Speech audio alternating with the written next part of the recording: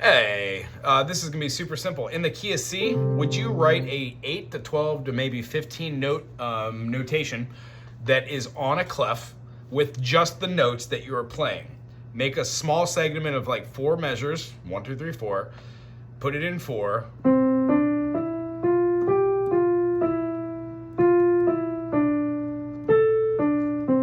If that was it, I would see a 1, 2, 3, 4, 5, 4, 3, 2, 2, 3, 3, 4, 3, 2, 6, 2, 1. If I were to write that out, I would then see the difference of my intervals. I would see this as being my high note. I realized I didn't go to any augments. I didn't even touch the 7s. And for each one of those notes,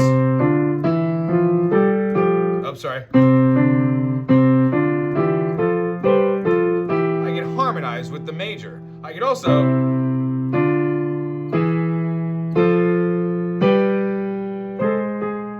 harmonize and move to a different key, if so choosing. But we're still within the same key, we just move to a different feeling. What I want to do is have our melody lines through the eyes of the 5 points that we went over today, being able to see how not to make huge leaps of like an octave. Don't make leaps of a 7th. Never go from a 1 to a 7, 3 to a 7, 5 to a 7, unless you're going to go directly through the chords of like 3, 4, 5, 7, 1. Because each one wants to have a different progression.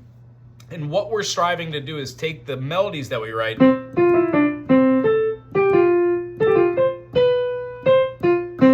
and put that behind like a...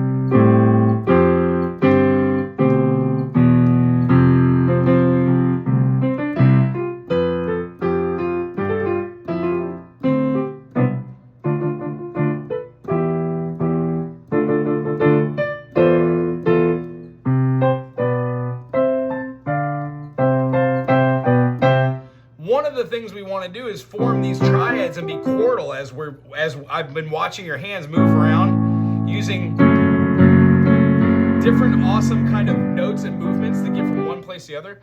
What I want to make sure is when your right hand is developing between do, re, mi, fa, sol, la, ti, and do, that we can feel the 1, 2, 3, 4, 5, 6, 7, 1, but also know what a 1, 2, 3, 4 sharp 4 would be, Lydian, or how to play the major and then exact the mixolydian.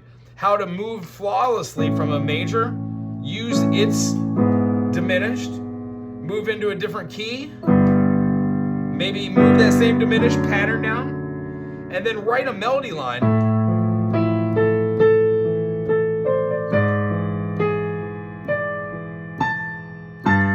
that doesn't necessarily standardly follow all the notes that we're necessarily going to hear in other contemporary music or in what we've listened to our whole life. The whole idea is to take the foundation of what we work with and then be able to write something that nobody else has done, or everything is going to just end up sounding like Bach.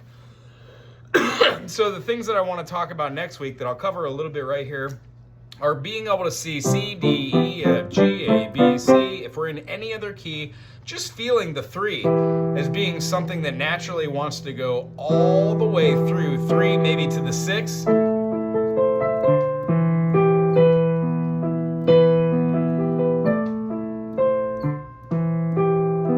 If we went from the 3 to the 4, feels good. Back to the 3, 4. The 2 is going to feel good.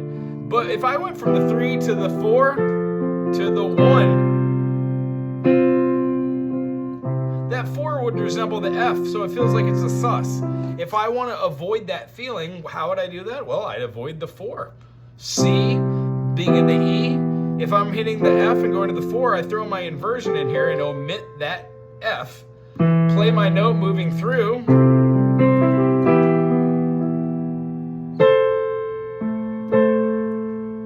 I get the first notes of an A minor, and then if I take that A minor and move that through, the A minor is a 6. 6 goes to a 2 quite nicely, or a 4. 6, 4,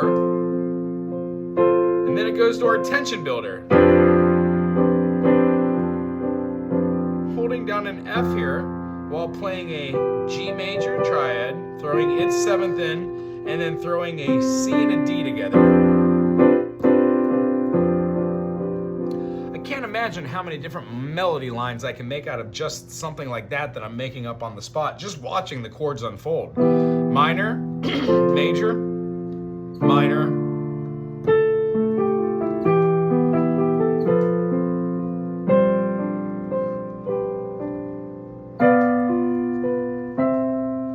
being able to utilize the 3 to the 4, seeing the 3 to the 4 can move back to the 2 and then go to the 5 is a lot of our common progressions. So the harmonic progressions that we have utilizing the circle of fifths,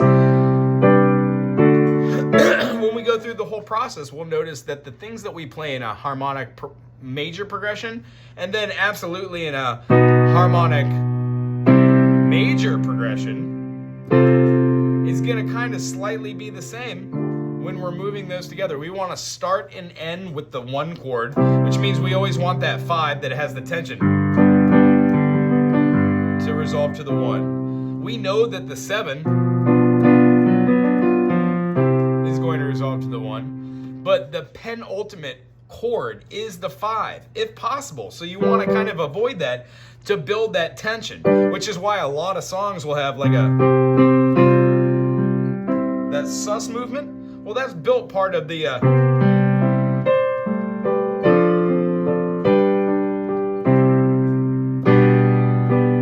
that diminish on the bottom to the C is just as useful as the 5 at the end.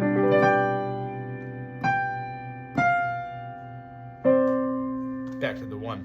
What we want to do is we want to make sure that we're checking our harmonic progressions through the notes that we're writing in our melody lines. And then if we can, write all other chord options out under or around your melodies. So if you're doing something like the aforementioned,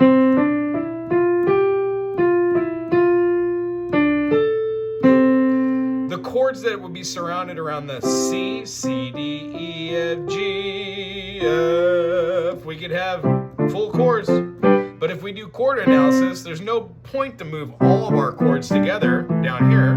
We could have a 1, 4, or a 1, 6, 4, 5.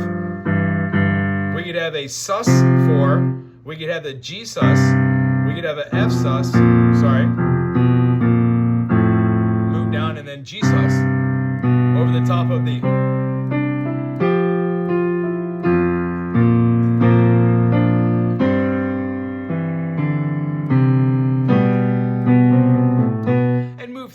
So what I'd like to see from you this week, I know I said I wouldn't make this long, some sort of simplified melody, 8 to 10 notes. We're going to write it down on a piece of staff paper. If you just think about something the day before, that'd be also wonderful. Other than that, it's wonderful seeing you. I'd love to see about 2 packages of that meat, or 1 if possible, just straight from the your freezer.